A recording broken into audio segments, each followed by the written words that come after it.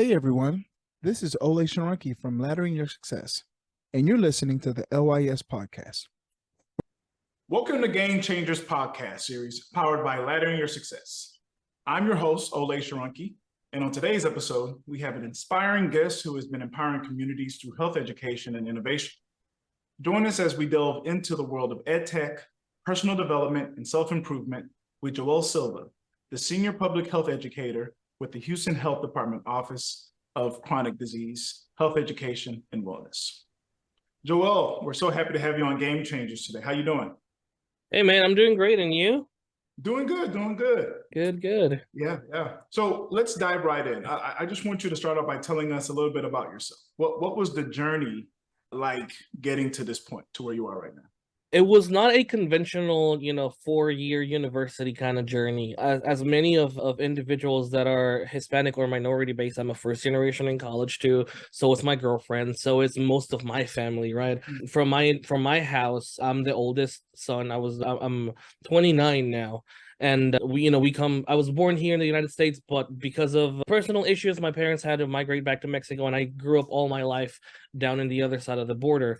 And so living in poverty, having very limited access to information, limited access to education, kind of puts things in a different perspective. Once I moved over to the United States, I moved over here when I was 12, 13-ish. I was in 8th grade. Then moved back to Mexico in 9th grade because we couldn't afford to stay in here for that long. Then I came over here. My parents sent me over in 10th grade, sort of on my own, to stay over with some family members and whatnot. And I tell you, man, comparing the kind of education quality that I got in here, it's shocking. A bus picked me up in the mornings. I was provided a warm breakfast. I was provided a warm lunch, and then they dropped me off back to my house right in front of my doorstep.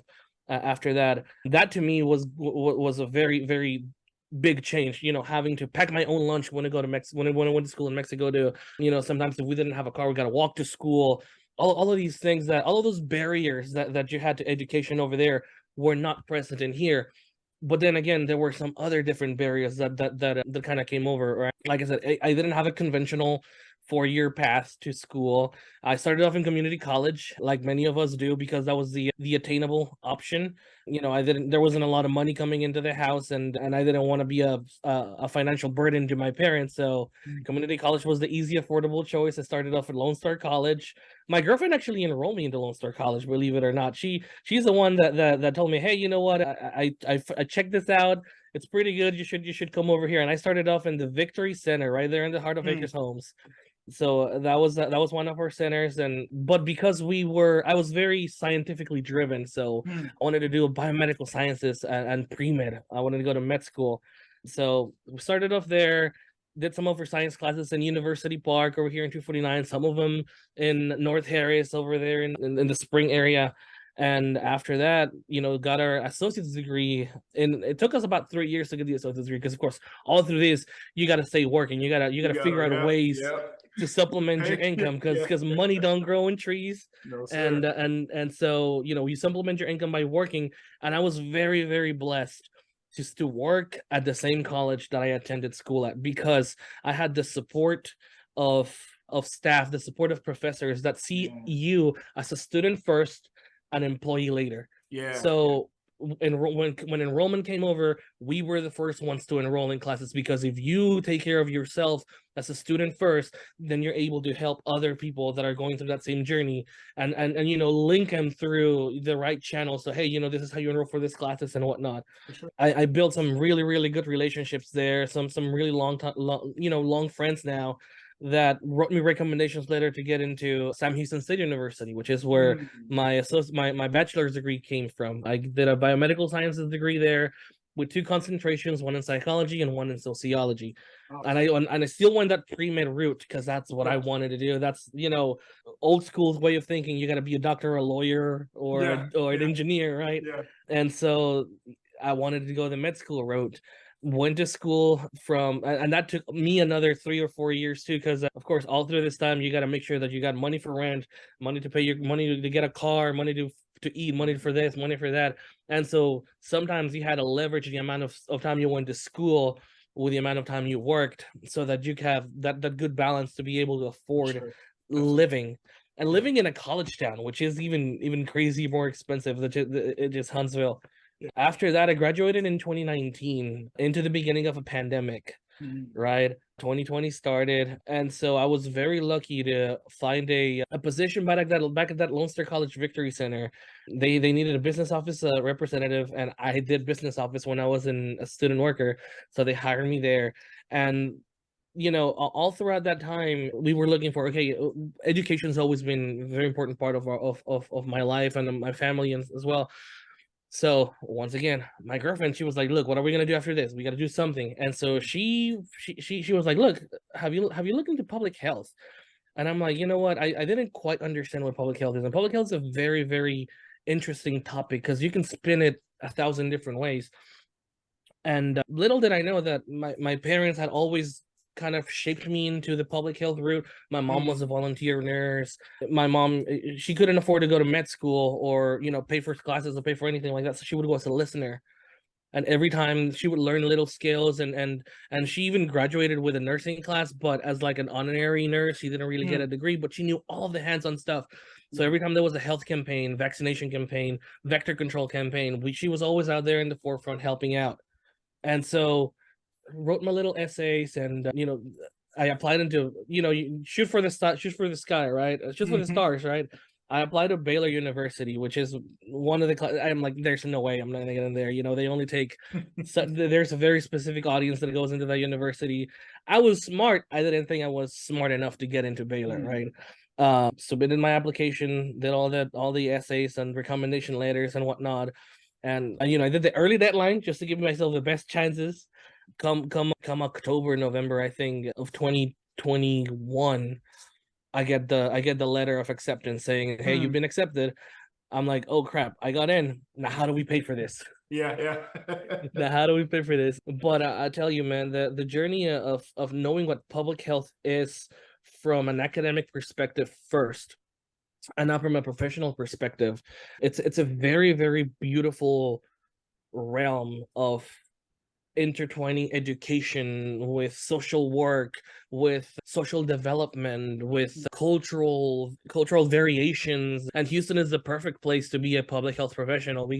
We're a melting pot here in the state of Texas too. I don't know if you noticed, Hispanics now are just the largest minority. We're over 50% mark of the population, right? Being Hispanic myself, it gives me a lot of room to work with and just sparks ideas of things that we can do and whatnot. And so I'm still a master's of public health candidate. I'm working on the graduate project portion of things, which seems to always take the longest for me, because it's very difficult to find a project that you're not getting, that you're involved in, that you want to pursue and just commit to that small 250 hours that you got to do.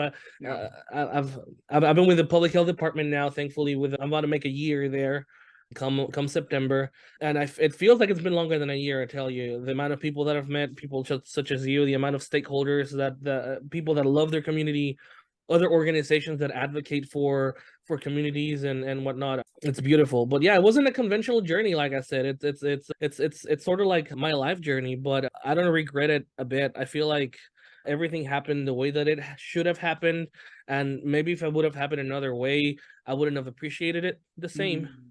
Absolutely. So those challenges, you kind of get shaped in a specific way, for sure. I think that's the beauty of it, is just how all the little steps in life kind of bring you to that, to where you are right now, and just use it like a puzzle piece, for sure. My one of my advisors, his name is Cliff Johnson. He always said, hindsight's always 20/20. Once you look back, you see everything clearly, but when you're in the spot, you don't. It's like you're running like this, right? And but hey, it's a journey, right? For and sure.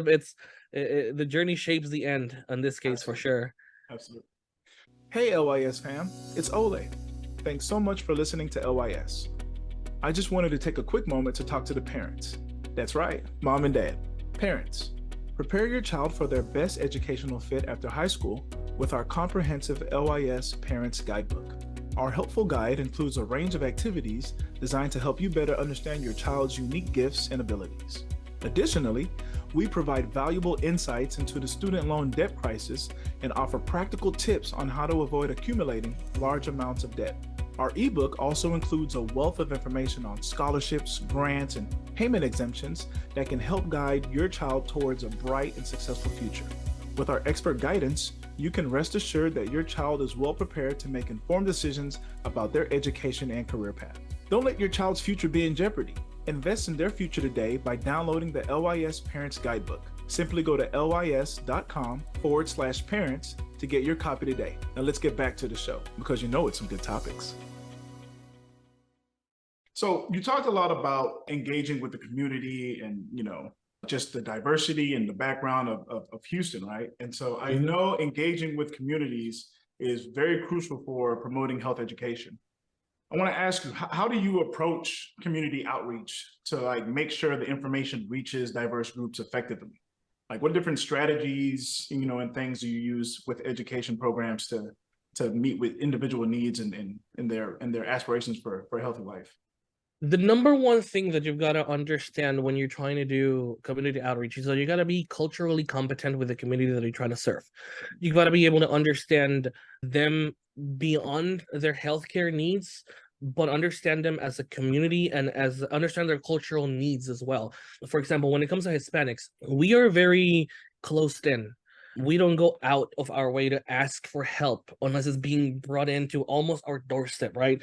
So when we're reaching out to Hispanic communities, we all, of course, you got to do the social media route because everyone's on social media nowadays, but it's more of a word of mouth thing. If I go to a specific community in Spring Branch and I'm there providing vaccines for a health clinic, a health fair, and people drive by and they see that there's something going on, they might stop by and ask questions, and I'm there to answer those questions. What's going on in here? Well, I'm from the City of Houston Health Department. We're bringing a health education campaign in here, but also we got X and Y immunizations for kids going back to school and whatnot. Give them my contact information, my own personal city cell number, so that they can reach me out and break that professional barrier into a more personal connection with them. That's what I like to do for the most part, because it's very easy to just refer someone to a website, refer someone to a specific web page or whatnot. But not everyone is on the same technological literacy level to be able to do that, right? So whenever we do something that's called service navigation. If you got a specific need that maybe I can't address on the spot, well, I am a contact for the City of Houston Health Department after all. So I'm able to network with other individuals within my organization to figure out, hey, how can we address the situation? How can we cater to this specific person's needs? So getting the personal contact information, finding out who the right person is, the need that can address their need, and making sure that they get that service back to them from our end, right? Having that maintaining that layer of connection, that layer of communication, it's crucial. And then once that specific person knows that, hey, these people were here to help me out, to provide me something that I needed, then that person is able to refer us to other people within their community, maybe. And it's happened to us quite a bit. We do a lot of community-based, faith-based organizations, right? So we'll be at a specific church providing COVID vaccines to seniors, for example. Then maybe other churchgoers that have friends in other different churches, they're like, you know what, how can we bring that to our church? Right? And then we give them our contact information.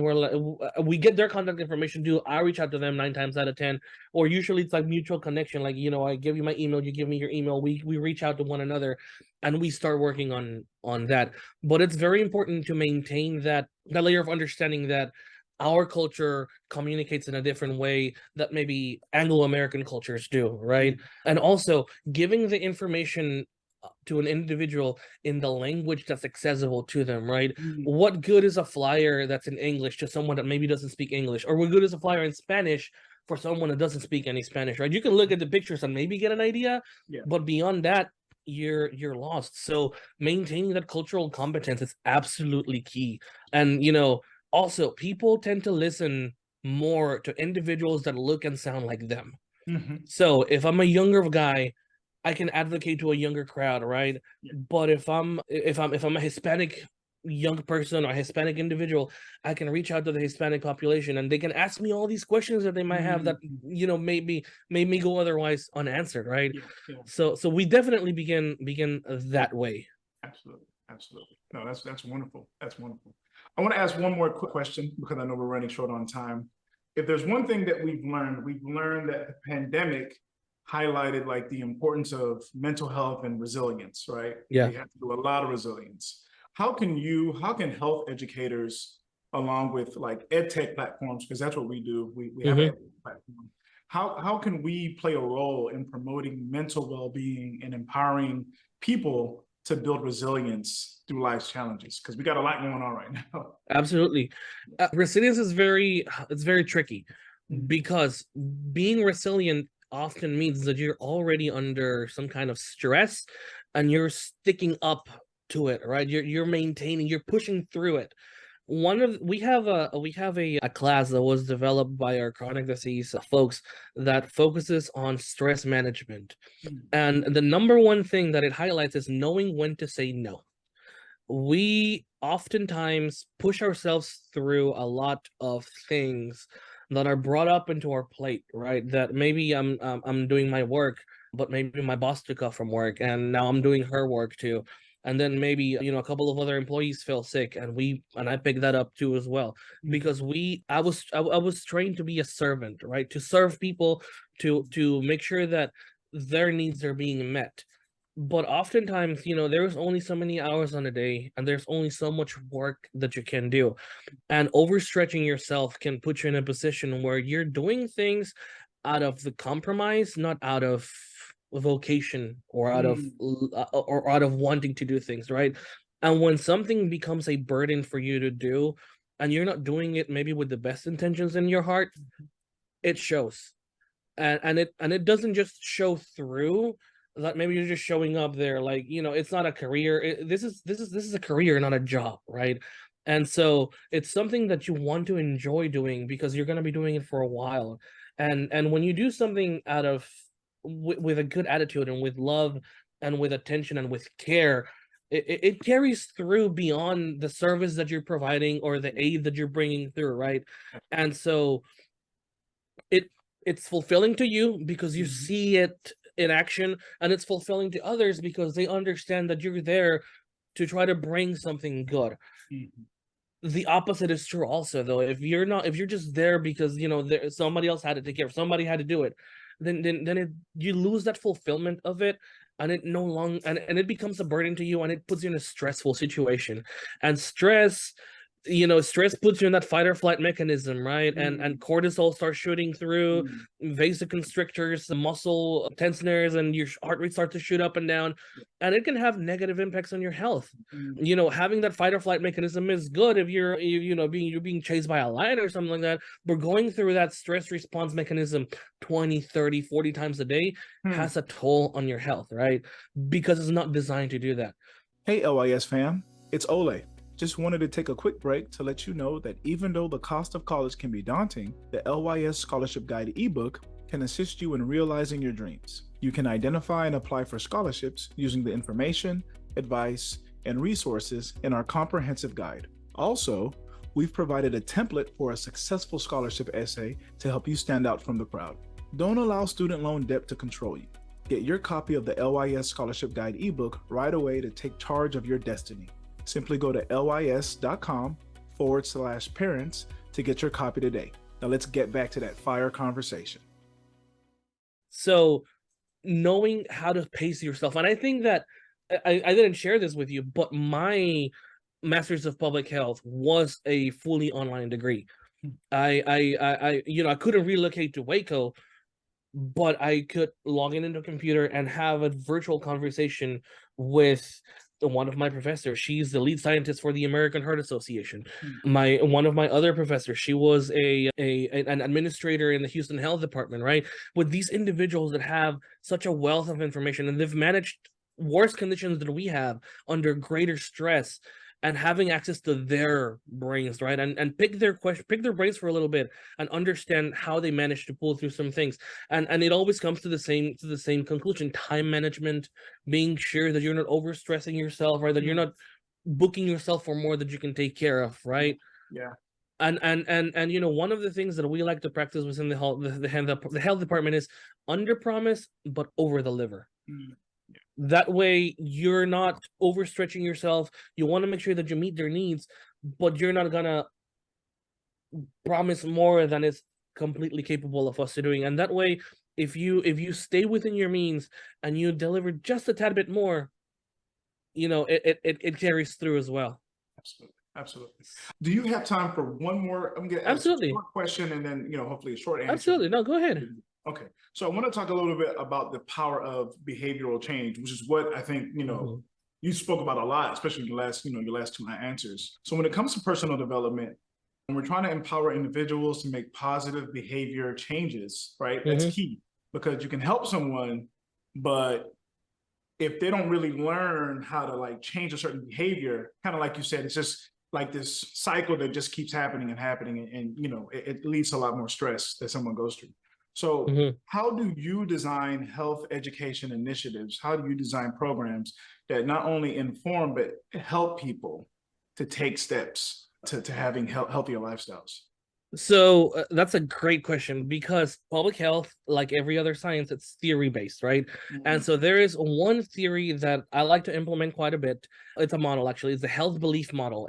It's a model that depends on several factors, but one of them is perceived susceptibility, and the other one is perceived severity, and then the perceived benefits and barriers, right? So you break down a health problem into, okay, who's the most susceptible person to have that health concern? Let's say, for example, whenever we were working with COVID, right now we're facing COVID out, but we understand that individuals that suffer from COVID the most were those that had pre-existing conditions, right? Hypertension, high blood pressure, cholesterol, any other thing that immunocompromises you.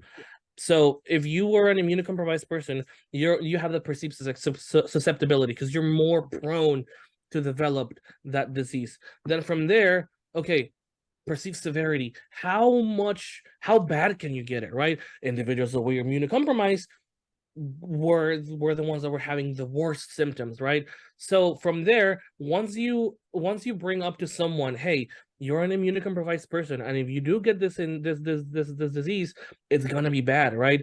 So what are the benefits for preventing that from happening, right? So what can you do to make it better? If you get a vaccine, right? Wearing your mask, washing your hands. These are perceived benefits that, those are behaviors that you can do to reap some benefits from not getting sick, right? And then once you do those things, then what are some barriers that you might address? Well, maybe I don't have money for a mask, or maybe I don't have access to vaccines, right? So then that tells us, okay, we need to provide PPE, personal protection equipment, to individuals. We can bring our mobile vaccination unit to this location, right? And then out of that, then you have something that's called a cue to action, right? So how can you appeal to them to take on that behavior change, which is either washing your hands or wearing a mask or getting a vaccine, right?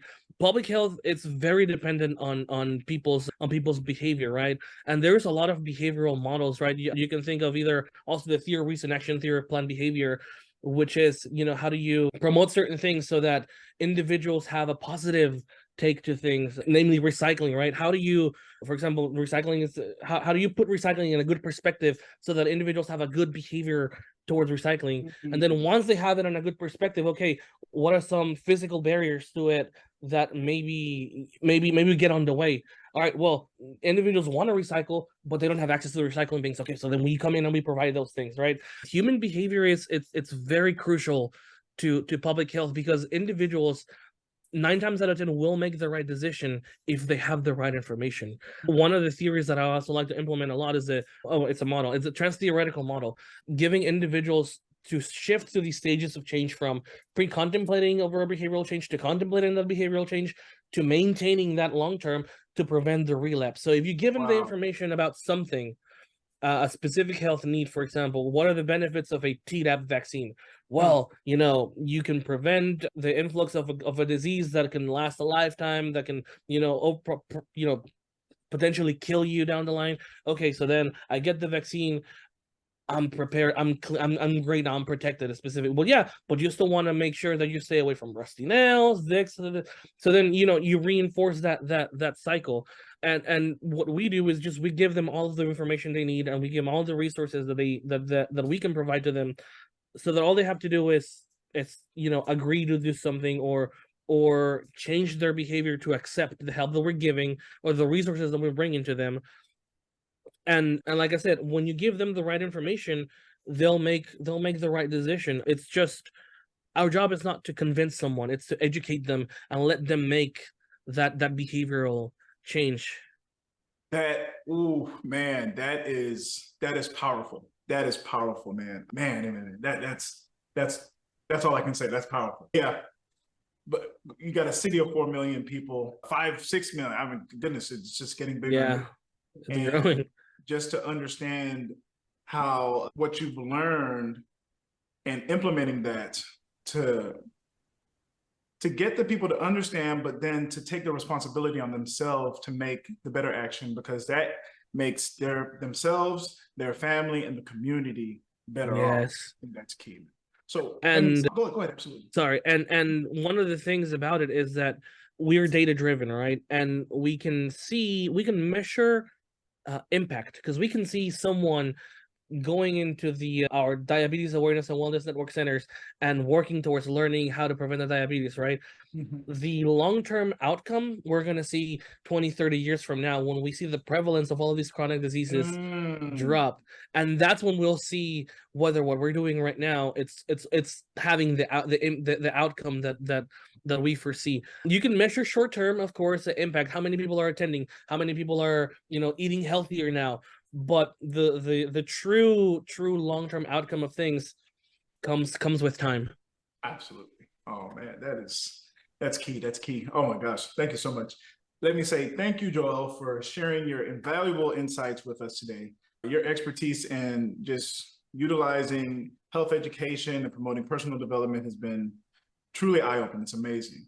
Right. And to all of our listeners, thank you for tuning in to Game Changers by Laddering Your Success. We hope you found inspiration in Joel Silva's journey and discovered new ways to enhance your own growth and well-being. If you enjoyed this episode, don't forget to subscribe to the podcast, and we'd love to hear your feedback. Stay tuned for more game-changing conversations with extraordinary guests. Until next time, keep striving for success and embracing positive change in your life. Take care. Oh, you still there? Well, thank you so much for listening to the LYS Podcast.